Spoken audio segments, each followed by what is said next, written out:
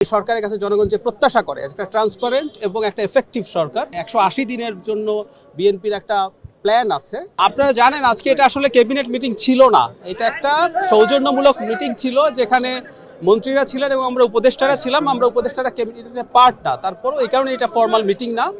তারপরে উনি যেটা বলেছেন, প্রধানমন্ত্রী আমাদেরকে এই বেসিক কয়েকটা কথা মূলত ক্যাবিনেটকে বলেছেন, সেটা হচ্ছে তারা যেন এই সরকারের কাছে জনগণ যে প্রত্যাশা করে একটা ট্রান্সপারেন্ট এবং একটা এফেক্টিভ সরকার, সেটা নিয়ে তিনি খুব সিরিয়াসলি সবাইকে স্মরণ করিয়ে দিয়েছেন। এর বাইরে খুব ইমিডিয়েটলি যে রমজান আসছে সামনে, রমজানে যেসব চ্যালেঞ্জগুলো আসতে পারে, দ্রব্যমূল্য, বিদ্যুৎ, বাড়ি ফিরে যাওয়া, এসব নিয়ে যেসব সংকট সাধারণত তৈরি হয় সেগুলো যেন ঠিকঠাক মতো ফেস করা যায় সেগুলো। আর একটা কথা হয়েছে যে আমরা শর্ট টার্মে